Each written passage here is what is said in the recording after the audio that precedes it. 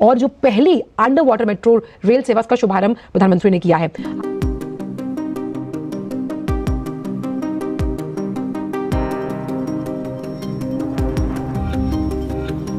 पाकिस्तान ऐसी ट्रेनें कब बनाएगा जिसका मैंने आपसे पूछा, जिस तरह से इंडिया ने ट्रेन्स बनाई हैं? आज से 100 साल बाद।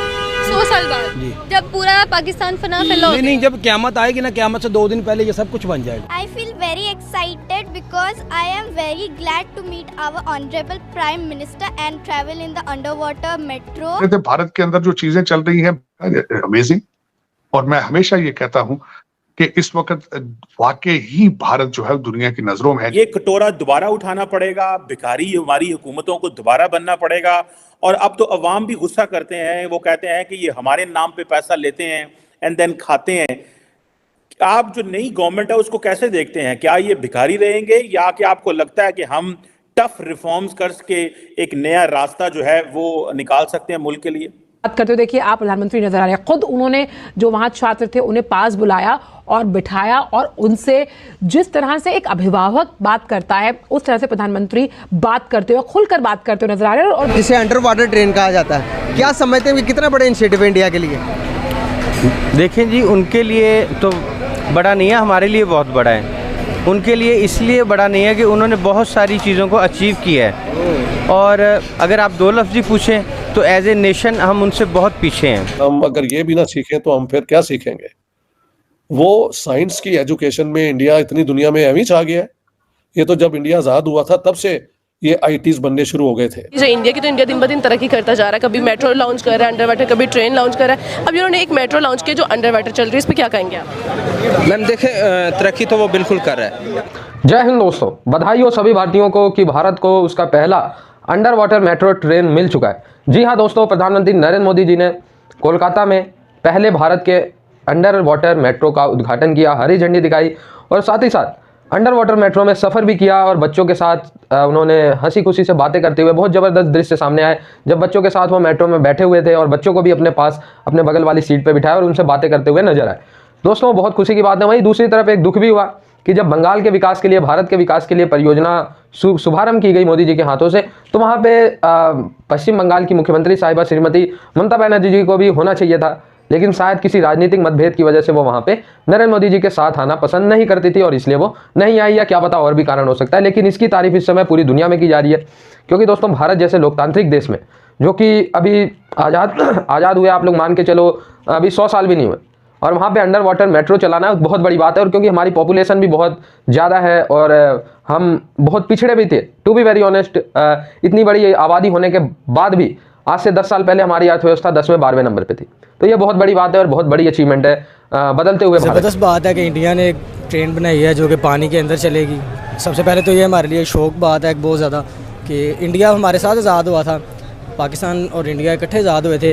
वो इतनी तरक्की कर रहे हैं कि अपनी गाड़ियाँ बना रहे हैं, अपनी ट्रेन बना रहे हैं। तो आप देख लें यहाँ पे जितनी गाड़ियाँ खड़ी हैं सारी पाकिस्तान में बाहर से आई हैं, कोई पाकिस्तान की अपनी गाड़ी नहीं है। और इंडिया ट्रेनें बना रहा है, मतलब इस कदर तरक्की कर रहा है, तो फिर पाकिस्तान को भी पीछे नहीं रहना चाहिए। अब गवर्नमेंट को चाहिए कि वो जो है ना हमारी टेक्नोलॉजी जो है उसको इंक्रीज़ करे। हमें इस ऐसी जो हमारी कंपनीज़ हैं उनको इस कदर जो है वो इम्प्रूवमेंट दें कि वो भी पाकिस्तान में जो है ना ये चीज़ें बना सकें। जो ट्रेनें पाकिस्तान में चल रही हैं ये वैसे भी पाकिस्तान की है ही नहीं है, ये भी बाहर से ही आई हैं, आपको भी पता है बाहर से आई हैं, पाकिस्तान की है नहीं है। दूसरा जिस तरह आप बता रहे हैं कि वो पानी के अंदर चलेगी, तो फिर तो बिल्कुल किसी किस्म का मुकाबला नहीं है। जिसे अंडर वाटर ट्रेन कहा जाता है, क्या समझते हैं कि कितना बड़ा इनिशिएटिव है इंडिया के लिए?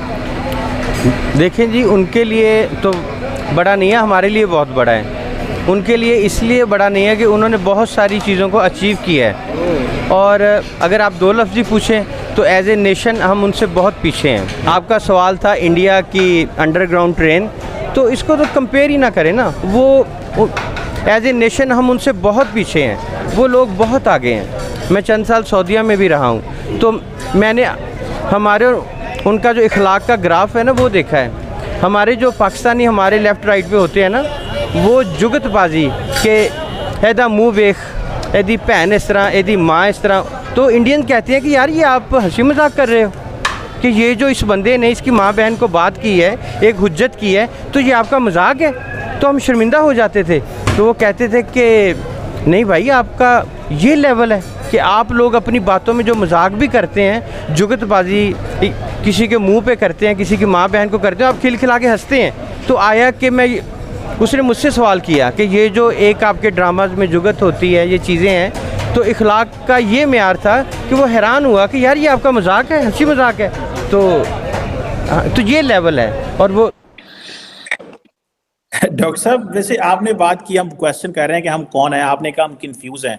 डॉक्टर साहब, हम एक सोसाइटी नहीं बना सके डिस्पाइट द फैक्ट कि हमारे पास अच्छे पढ़े सियासतदान हैं, हमारे पास अच्छे प्रोफेसर हैं, अच्छे हिस्टोरियन भी हैं, एक ज़िंदगी, मुख्तलिफ तबके बिजनेसमैन हैं, कारोबारी लोग हैं, बाहर से लोग पढ़ के आए हुए हैं, आप जैसे लोग हैं।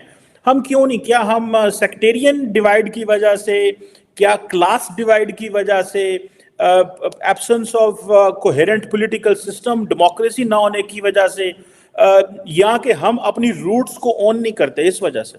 नहीं जी, इनमें से कोई वजह भी नहीं है। हमारा कल्चर बहुत, मैं क्या कहूँ, दकीनूसी कल्चर है, बड़ा अजीब कल्चर है। हमें अब कल्चर की तरफ भी देखना है। आपने कहा हमारे पास बहुत सारे लोग हैं, नहीं जी, मैं सब मैं नहीं मानता है। हमारे जो अच्छे लोग हैं, मैं बार बार कहता हूँ, हमारे अच्छे लोगों को इस मुल्क से भागना पड़ता है, वो यहाँ रहते ही नहीं। मैं सब बच्चों को कहता हूँ जो मेरे साथ काम करते हैं, मैं कहता हूँ भाग जाओ भाई। बात की जाए इंडिया की, तो रिसेंटली एक न्यूज़ आई कि इंडिया ने एक मेट्रो लॉन्च किया जो कि अंडर वाटर चलती है, इस पर क्या कहेंगे? वो कर सकते हैं क्योंकि वो इस टाइम एक प्रॉपर मार्केट बन चुका है। उसके काफ़ी कॉन्ट्रैक्ट्स हो गए हैं बाहर, दुबई के साथ और भी डिफरेंट कंट्रीज हैं, उसके साथ उसके कॉन्ट्रैक्ट्स हैं, वो अच्छे से डील कर रहा है सबको। और हमसे तो कर्जा नहीं दिया जा रहा वापस। हमसे कर्जा दिया नहीं जा रहा, हम आगे कर्जा लेने की उम्मीद रख रहे हैं कि किससे कर्जा मांगना है, इंडिया से मांगना है, IMF से मांगना है। हम इन्हीं सोचों में से बाहर नहीं निकल रहे, और जो इंडिया वो दिन ब दिन तरक्की करता जा रहा है। यही तो वजह ना, जब हमारी सोच ही वैसी है, जब हमने अपना माइंड ही डेवलप नहीं करना तो मुल्क कैसे डेवलप करेंगे? हमारी तो सोच है कि पैसा आए, पैसा खा जाएँ, छुपा जाएँ।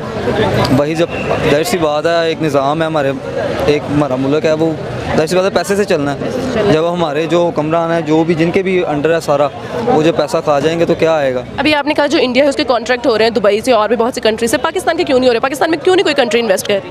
हाँ, पाकिस्तान के जो हुक्मरान हैं उनको वहाँ चोर कहती है, तो उस पर फिर क्या देगा कोई आपको कॉन्ट्रैक्ट? ठीक हो गया। बात की जाए इंडिया की, तो इंडिया रोज़ कोई ना कोई नई चीज़ लॉन्च करता है। उन्होंने कुछ दिन पहले इलेक्ट्रिक ट्रक लॉन्च किया था जो औरतें चला सकती थी, फिर उनकी मर्सिडीज़ एक गाड़ी है वो लॉन्च की, अभी उन्होंने अंडर वाटर जो मेट्रो वो लॉन्च कर दी। इस पर क्या कहेंगे? जाहिर सी बात है कि एक मुल्क है जो अपने मुल्क को डेवलप करने के लिए मेहनत कर रहा है, तो जाहिर सी बात है उसमें बेहतरी तो आएगी ना।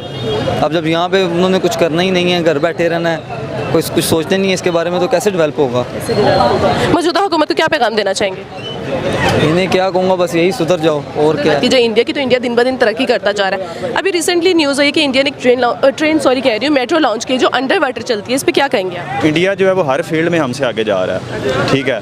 वो उनके जो सियासतदान हैं वो मुल्क के बारे में सोचते हैं, हमारे जो सियासतदान हैं वो ना कोई मुल्क के बारे में सोचते हैं, वो सिर्फ़ और सिर्फ अपना पेट भरने के बारे में सोचते हैं। बाकी उनके सारे जितने भी वो प्रोजेक्ट्स हैं वो अच्छे चल रहे हैं, लेकिन हमारे पास जितने भी हैं बस आवाम को जो है वो जलील हो रही है, और कोई जो है यहाँ पे आवाम के लिए। इंडिया को देखा जाए, इंडिया दिन ब दिन तरक्की करता जा रहा है, पाकिस्तान को सिर्फ यही पड़ा है कि IMF से कैसे कर्जा मांगना है। बिल्कुल इस तरह है पाकिस्तान। इसी तरह जब से हम पैदा हुए यही सुन रहे हैं कि पाकिस्तान जो है वो हमारे बिल के ऊपर कभी टैक्स लग जाता है, कभी जनाब हमारा जो है वो लॉलीपॉप के ऊपर टैक्स लग जाता है, हर चीज़ के ऊपर टैक्स पे टैक्स लगते जा रहे हैं, हर एक चीज़ के ऊपर टैक्स पे टैक्स लगते जा रहे हैं। तो पाकिस्तान क्यों नहीं कोई ऐसी चीज़ बना रहा जो हम दूसरे ममालिक को एक्सपोर्ट करें? हमारी जो करेंसी है वो भी थोड़ी सी अपर लेवल पे जाए। अभी बहुत डिवैल्यू हो चुकी है, ना हमारी इंपोर्ट हो रही है ना एक्सपोर्ट हो रही है।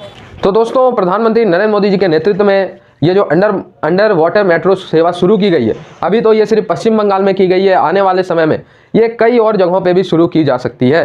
तो भाई, आधुनिक भारत और नया भारत बहुत तेज़ी से बदल रहा है, और खास करके प्रधानमंत्री नरेंद्र मोदी जी के नेतृत्व में जो अंतर्राष्ट्रीय तौर पर भारत को रिकॉग्निशन मिली है, वो दोस्तों एक ऐतिहासिक है। आज से पहले दुनिया के मंच पे और दुनिया में भारत की इतनी ख्याति नहीं थी जो हाल फिलहाल में। आज रूस हो, USA हो, फ्रांस हो, ब्रिटेन हो, चाइना हो, भारत सबके आंख में आंख डाल के बात करता है, और भारत सीधा कहता है भारत वही निर्णय लेगा जिससे भारत का फायदा होगा। ठीक है, ये नहीं कि USA ने कह दिया ये कर दो, तो फ्रांस ने कह दिया ये कर दो, वो कर दो, ये वाली बात नहीं है। ठीक है, भारत अपने ऑप्शन खुद चुनेगा, किसी के दबाव में आके नहीं चुनेगा। और वहीं दोस्तों, अगर हमारे स्टेट भी सेंट्रल गवर्नमेंट के साथ कोऑर्डिनेट करके चलें तो भारत का विकास और हो सकता है। जैसे दोस्तों, एक बहुत बड़ी समस्या है भारत में, जो बांग्लादेश के लोग हैं वो अवैध तरीके से भारत में आ जाते हैं। अभी मैं दिल्ली में ही देख रहा था कि दिल्ली में मैं कई ऐसे इलाकों में जाता हूँ जहाँ पे पता चलता है कि उस इलाके में 80 से 90% तो बांग्लादेशी भरे हों, वो भी इलीगल रोहिंग्या। अब बताओ यार, ये अगर पश्चिम बंगाल की गवर्नमेंट उनको रोके, ठीक है, उनको भारत में आने से रोके, तो ये भाई ये जो लोग आके बांग्लादेश से या कहीं कहीं से आके भारत में शरण लेते हैं, उनसे एक तरीके के भारत के लोकल लोगों को घाटा होता है, क्योंकि जो हमारे पास रिसोर्सेज हैं वो उन लोगों को भी चले जाते हैं जो भारत के एक्चुअली में है ही नहीं, और भारत के जो एक्चुअल लोग हैं उनको रिसोर्सेज मिलते ही नहीं है। जैसे राशन की बात है, अब दिल्ली में मैं कह रहा हूँ, दिल्ली में भाई कम से कम 30 से 40 लाख बांग्लादेशी हैं जो झुग्गी वगैरह में रहते हैं। फ्री में राशन सरकार किन पे खर्चा कर रही है, जो बाद में टू बी वेरी ऑनेस्ट आतंकवादी भी नहीं रोहिंग्या बस से ही निकलते हैं। तो भाई सरकार को पश्चिम बंगाल सरकार को जरूर इनको रोकना चाहिए, रोहिंग्या वगैरह को आने से रोकना चाहिए और सेंट्रल गवर्नमेंट का साथ देना चाहिए। आई होप ये वीडियो आपको अच्छा लगा हो। जुड़े रहे ऐसी वीडियोस के लिए, तब तक के लिए धन्यवाद।